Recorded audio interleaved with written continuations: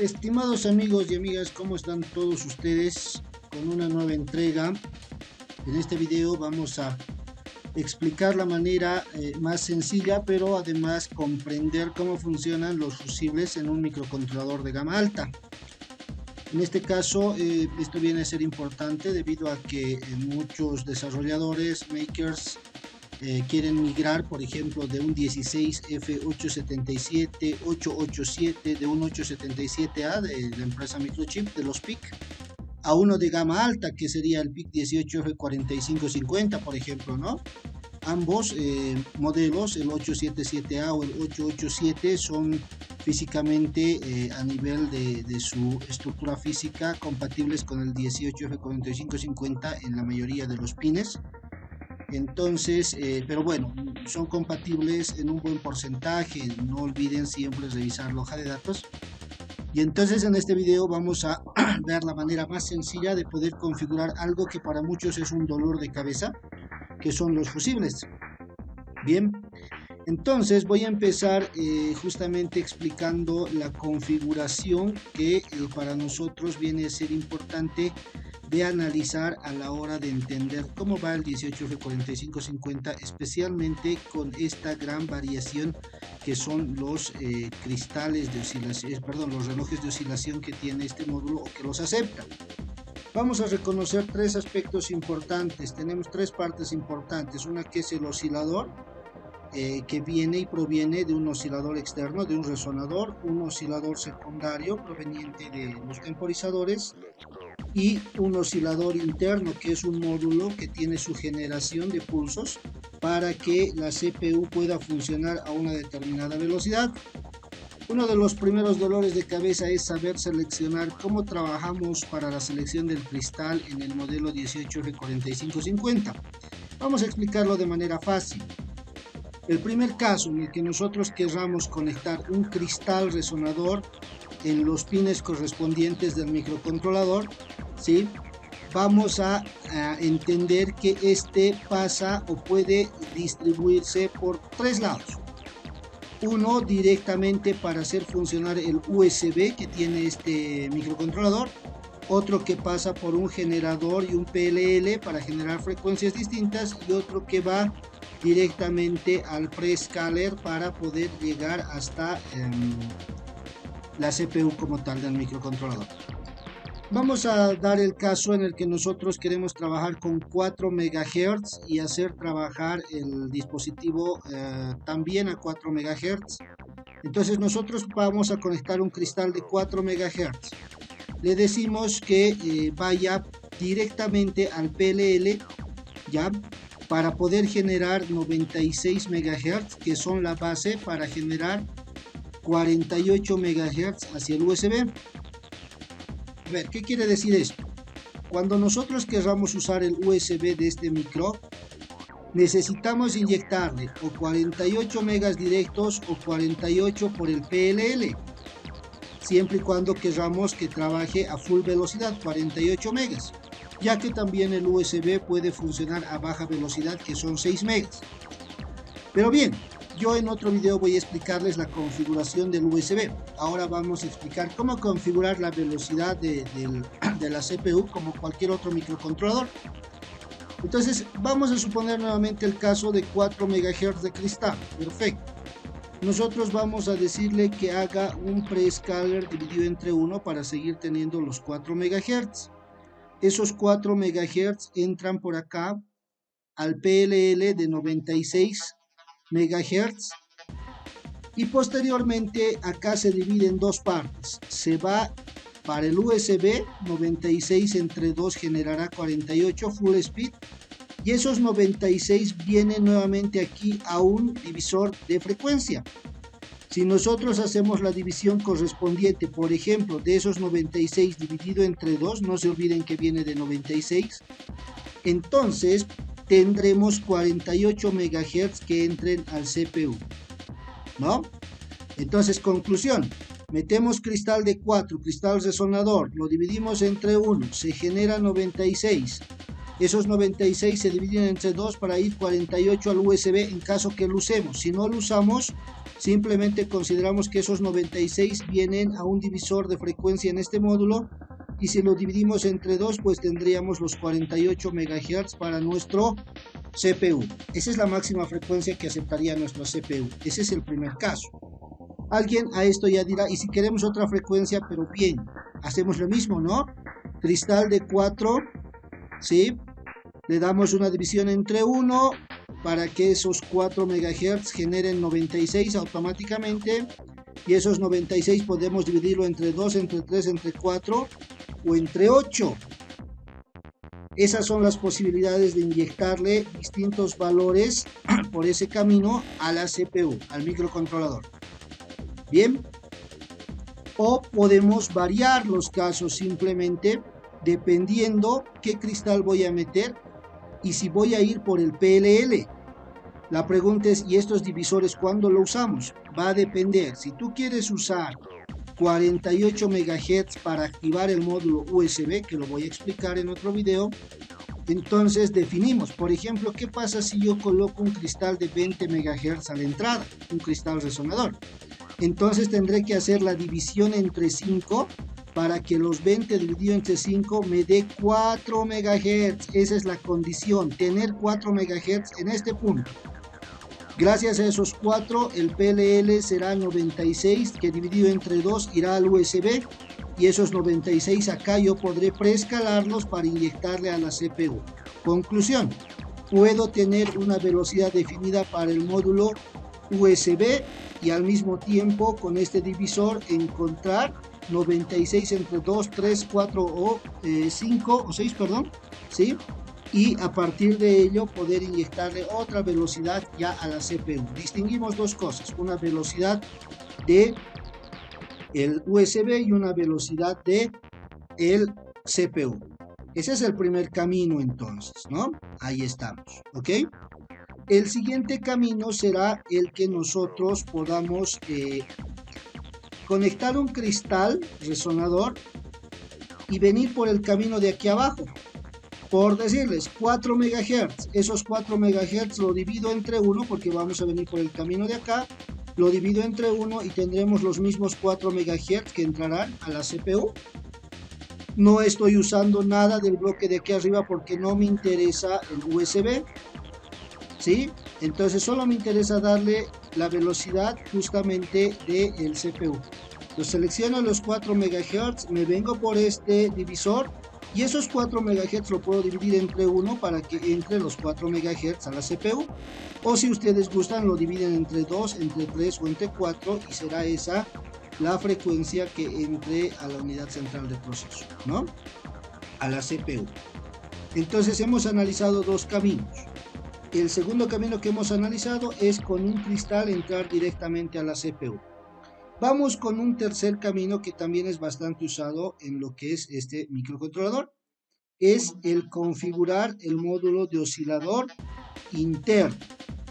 Entonces, cuando nosotros no queremos conectar un cristal resonador en los pines 13 y 14 de este microcontrolador, entonces mediante sus fusibles de configuración vamos a decirle que su módulo oscilador se active y podamos meter frecuencias desde 31 kHz hasta 8 MHz que terminarán entrando a la CPU. ¿Cómo se configura eso? Se configura en los fusibles, ¿no? Asimismo podemos usar un oscilador secundario que tendrá que ver en los pines justamente del temporizador 1. ¿Ya? Los más usados son esos tres caminos que les estoy dando. Usar el cristal para USB, pero también generar velocidad para la CPU. El segundo camino, usar el cristal directo hasta la CPU con este divisor de frecuencia. Y el tercero, configurar el oscilador interno para inyectarle pulsos a la CPU. ¿Cuándo se utiliza el oscilador interno? Cuando no tenemos que conectar un cristal. La pregunta es, ¿y por qué no podemos conectar un cristal? Porque estos modelos te permiten trabajar estos pines donde se conecta el cristal como pines también de entrada o salida. Revisar siempre la hoja de datos. Muy bien. Entonces, esa es la explicación que nosotros necesitamos. Como resumen, ¿qué podemos decir? Voy a usar cristal. Nos preguntamos, ¿vas a usar USB? No.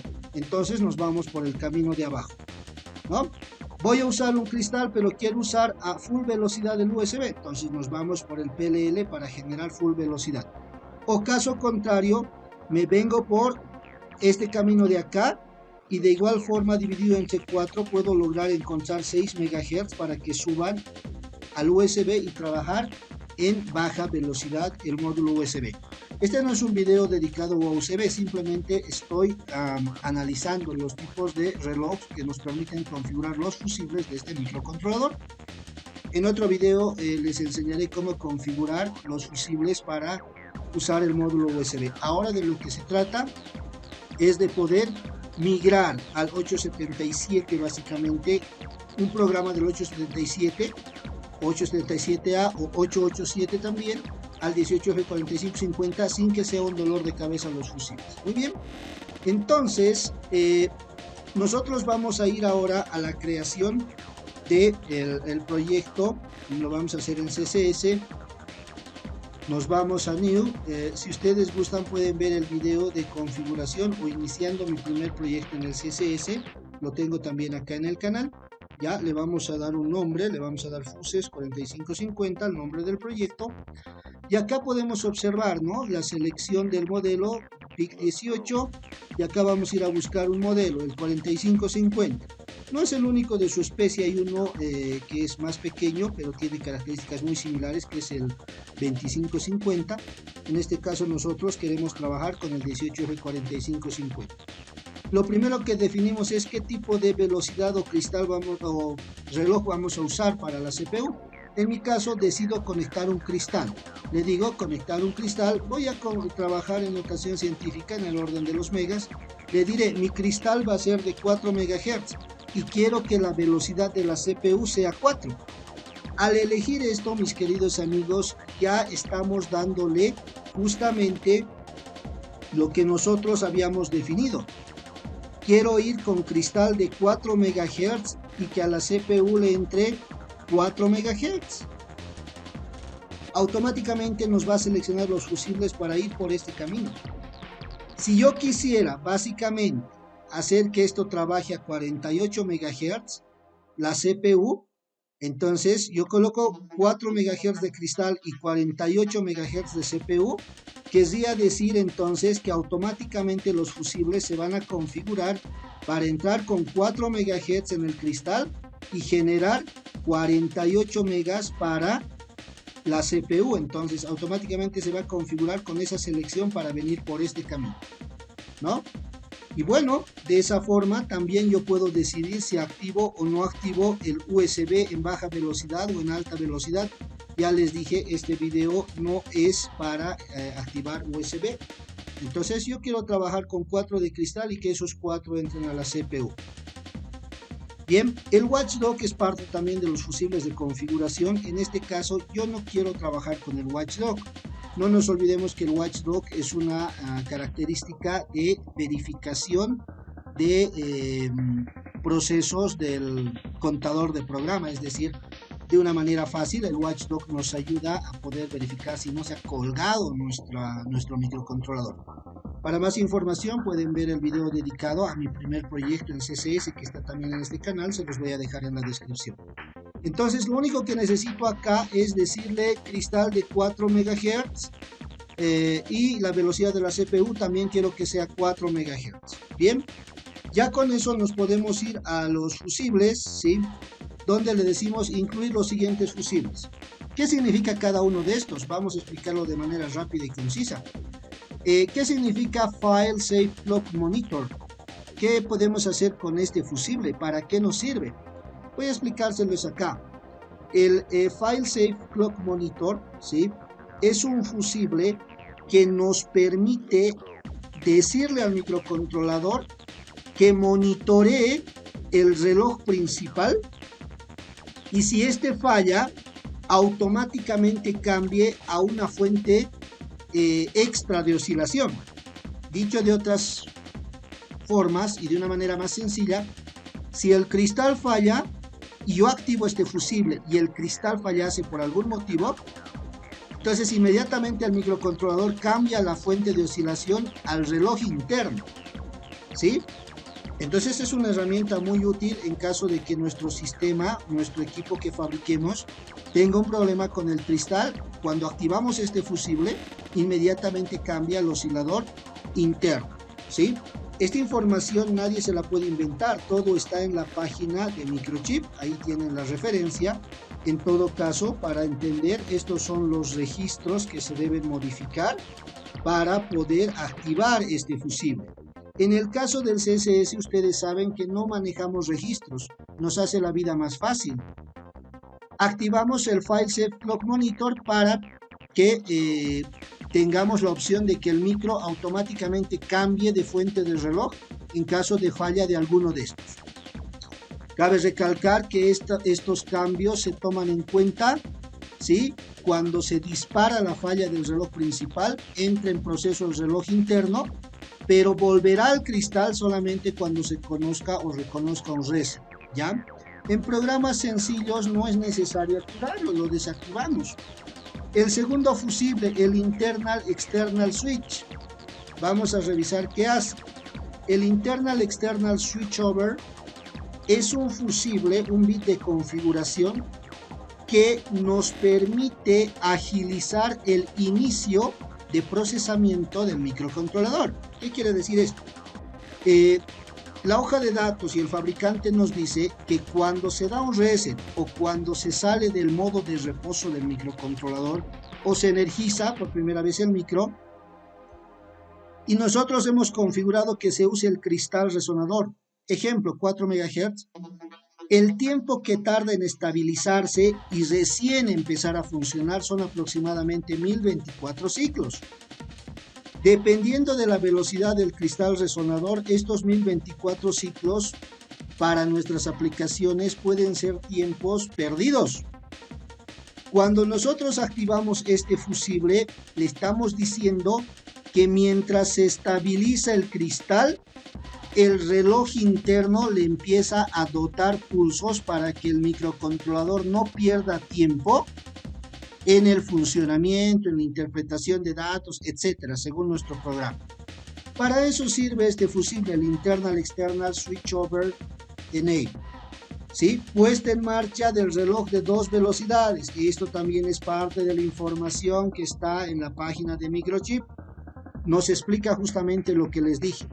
Hace que el microcontrolador se estabilice lo más antes posible, cuando salga de un reset, cuando salga de un modo de reposo, de un sleep, de un idle, o cuando lo energicemos y arranque el microcontrolador. En ese caso toma rápidamente su oscilador interno y cuando ya el cristal se ha estabilizado, rápidamente se cambia al cristal externo y empieza su funcionamiento con ese cristal.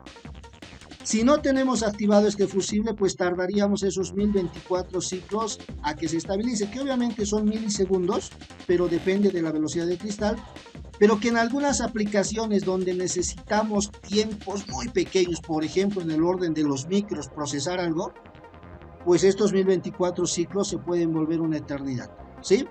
Pero en proyectos, programas donde el tiempo no es una parte álgida, pues este fusible también podríamos dejarlo básicamente deshabilitado, ¿no?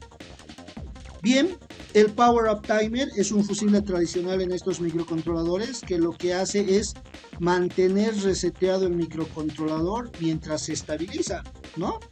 Es decir, cuando tú le das la fuente de alimentación al micro, sabemos que las fuentes tienen un tiempo de estabilizarse cuando son encendidas, ¿no? Entonces, hasta que el micro no detecte la estabilización y corrimiento total del microcontrolador, se va a mantener en reset y va a desenganchar el reset de manera automática cuando ya esté estable. Este sí es importante, ¿sí? Porque internamente nos permite trabajar esa estabilidad. ¿Quieren un poquito más de explicación? Pues tienen que ver el video que le dedico a mi primer proyecto en CSS, ¿ya? El Browndown Reset es una característica de resetear el micro cuando éste detecta un nivel de voltaje por debajo del umbral, ¿no? Por decirle, si nosotros configuramos para que detecte 5 voltios el nivel de Browndown Reset, Entonces, si llegara a 4.8, 4.5 voltios, el microcontrolador automáticamente se pone en modo reset hasta que la fuente se estabilice. Esto puede ser muy usado cuando tenemos equipos que trabajan con fuentes de alimentación bastante estables y consideramos que el nivel de voltaje es un caso muy importante. Para ejemplos básicos lo dejamos en no ground reset, ¿sí? El siguiente fusible, que es USB Voltage Regulator, es un fusible que permite habilitar un regulador de 3.3 voltios internos que se va a dedicar exclusivamente al manejo del módulo USB. En este caso nosotros no vamos a configurar USB, voy a dejarlo para otro video, cómo configurar USB, se lo subiré algún ejemplo. En este caso nosotros podemos dejarlo deshabilitado. No nos olvidemos que el 4550, el 18F4550, tiene un pin dedicado a lo que es el pin de voltaje USB externo. O sea, tiene un pin donde tú puedes meter una fuente de 3.3, pero si no quieres tomarte el trabajo de usar una fuente de 3.3 para hacer funcionar el módulo USB, entonces habilitas este fusible porque internamente tiene un regulador. Pero repito, no vamos a trabajar en este video con USB, lo dejo desactivado, ¿no? Y si lo dejas activado tampoco tiene efecto, simplemente está usando 3.3 en su modo. Bien, queda sin efecto. El siguiente fusible, el port B pin. El port B pin are configured as analog. Es un pin, ¿ya? Que permite decirnos si queremos que los canales analógicos del puerto B se habiliten, modo analógico o no. Tengo que quitar este fusible si no voy a usar comunicación analógica. Me dirán, pero el 877 no tiene los puertos analógicos en la puerta B. Sí, no lo tiene, pero el 18F4550 sí lo tiene. Por lo tanto, como mi primer ejemplo no habla de canales analógicos, no manejo canales analógicos, entonces lo desactivo. Quiero que la puerta B trabaje como digital nada más. ¿Listo? El Timer Configurate Long Power Operation es el fusible que nos permite configurar el timer 1 en modo de consumo bajo, de baja potencia. No vamos a usar temporizadores, no es necesario trabajar en baja potencia con el timer 1 como alimentador secundario del oscilador, por lo tanto lo deshabilitamos. El Master Clear Pin Enable. El Master Clear Pin Enable es decirle al microcontrolador, este fusible nos sirve para activar el pin de reset maestro. Ustedes saben que todo microcontrolador tiene un Master Clear, un pin de reset maestro al que le colocamos una resistencia y un pulsador, ¿sí? En este caso, para nosotros, si activamos esto, pues nos está dando la opción de colocar ese botón y resistencia para resetearlo físicamente. La pregunta es, ¿qué pasa si no lo activo? Pues este pin trabaja como una entrada digital. Revisemos la hoja de datos. En este caso voy a tener un reset conectado, por lo tanto lo activo, ¿no? El pin 1 del 18F4550 es el pin de Master Clear. Si no lo activan, ese pin va a trabajar como una entrada digital. Si necesitas entradas y no quieres un Master Clear, pues ahí lo tienes. En mi caso, yo acostumbro siempre a tener un pin de reset activado en mis microcontroladores, ¿sí?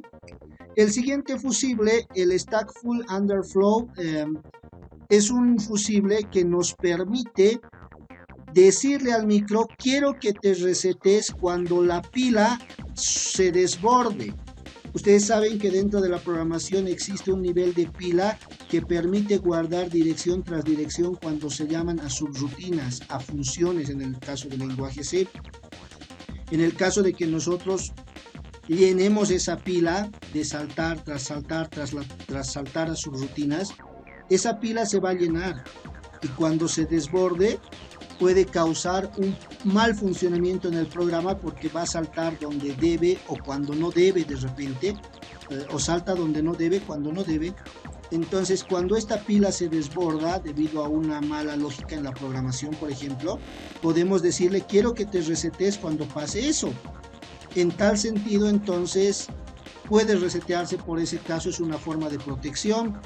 haciendo un buen código y controlando las subrutinas que tenemos, podemos evitar esto. Si quieren lo activan, si quieren no va a afectar a un programa básico. Yo lo voy a mantener desactivado. Sirve para eso. El siguiente fusible, el Low Voltage Programming, significa programar en bajo voltaje el microcontrolador, para lo que usa el B3 en el caso del PIC16 de la familia 16 o el B5 en el caso de los PIC18. No tengo ninguna intención de hacer una programación en bajo voltaje, lo dejo deshabilitado. Extender el set de indexación de direcciones, habilitarlo, extender este set de extensión. Es un fusible que nos permite decirle al microcontrolador, ¿sí?, que amplíe su puntero de direcciones. En mi caso, si es un programa bastante sencillo y nada complejo, pues no es necesario. En el caso de que tú sepas que vas a manejar todos los registros y va a ser un programa súper complejo a nivel de memorias, direcciones, etcétera, lo activas. En un programa básico no es necesario, ¿sí? De aquí en adelante tenemos la protección de códigos. Por ejemplo, proteger la memoria de código para lecturas. Si tienes un equipo que has fabricado y quieres proteger para que no lean tu código, pues ahí lo tienes. Proteger el bloque de arranque en caso de que tengamos un boot de arranque, ese bloque lo protegemos para que no se pueda modificar ni distorsionar. No estamos trabajando con un boot todavía de arranque ni con el espacio de memoria del boot. Si tienes datos guardados en la memoria EEPROM, pues puedes proteger, ¿sí? En este caso no quiero proteger nada, ni quiero proteger la EEPROM, ¿ok? Program Memory Protect Write, proteger contra escritura. Hay modelos de microcontroladores que en pleno procesamiento del programa tú puedes cambiar algunas instrucciones dentro de este. No es mi caso, no voy a usar eso. Proteger contra escritura los registros de configuración. Tampoco es mi intención proteger contra la escritura o modificación los registros de configuración. Tampoco voy a proteger contra escritura el módulo de arranque, el bloque de arranque del microcontrolador. No es necesario, en mi caso, o para un ejemplo sencillo. Proteger contra escritura la EEPROM de datos. Si tú quieres protegerla, lo habilitas. No vas a poder escribir más en pleno proceso sobre la memoria EEPROM. Y finalmente el Memory Protect y el Boot Protect de este llamado a tablas. Tampoco es necesario. Estas últimas justamente se las activa cuando tú tienes, ¿no?, toda esta última parte de protección de memoria. Son fusibles que tú los debes activar cuando tengas que proteger un equipo. Tú has fabricado algo, lo quieres vender y quieres que sea difícil para alguien poder piratear, ¿no?, tu equipo. Entonces pues activas, cosa de que cuando ellos quieran leer tanto el programa como los datos de la EEPROM o reconfigurar el boot, etcétera, pues ellos la tengan difícil, para que cuando hagan este procedimiento, al activar estos fusibles, tú le estás diciendo que bloquee todos esos pasos. En nuestro caso no es necesario. Hemos activado lo más básico y necesario para trabajar como si fuese un 877 en sus fusibles más básicos, ¿sí? Eso es todo. En Options nosotros le vamos a decir que adicione estos fusibles a la cabecera.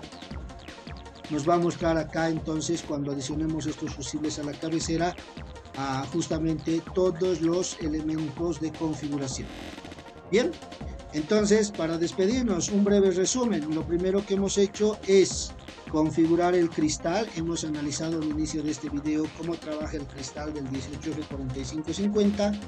En este caso voy a decirle que trabaje con un cristal de 4 MHz y esos 4 MHz pasen a la CPU, ¿no? No voy a trabajar con Watchdog, que también es parte de los fusibles. Y aquí en los fusibles, lo más importante, el Power Off Timer, que es un reset al inicializar el micro. El Master Clear Pin, que es habilitar el pin 1 como Master Clear, como en cualquier microcontrolador. Y lo demás simplemente es decirle trabajar puerta B en modo digital, por eso está desactivado esto, así trabaja en modo digital. Y por lo demás solo son protección de códigos. Así, con estos fusibles, como estás viendo en el CSS, ya puedes tener tu primer programa y realizar, ¿sí? Eso sería todo. Ya después de aquí en adelante tú verás si trabajas con canales analógicos, ¿sí? Verás si trabajas con comunicación a nivel RS232 y no sé, bueno, este es otro tema. Este video está dedicado a estudiar los fusibles del 18F4550 para que no se vuelvan un dolor de cabeza, ¿sí? Con tan solo configurar de esta forma los fusibles, yo puedo migrar mi programa de un 877A, por ejemplo, a un 4550, respetando siempre, obviamente, y leyendo las diferencias base que hay entre ambos modelos. Ya les digo, a nivel de estructura física tienen la misma cantidad de pines, en su mayoría tienen la misma disposición de los mismos. Entonces muchos programas pueden ser compatibles, ¿no? Siempre y cuando no usen características complejas de uno y de otro. Bien, entonces mis queridos amigos, ahí tienen el tema de los fusibles, se los he explicado con detalle y procedemos a crear el proyecto. En tal sentido, al crear el proyecto, pues ya tenemos acá, por ejemplo, podemos ir a ver los fusibles realizados, ¿no? En este caso estamos trabajando con un cristal de 4 y una CPU de 4. A un inicio del video les dije cómo configurar si quisiesen trabajar con 4 de cristal, pero que entre 48 al CPU, pues también les había mostrado cómo configurar.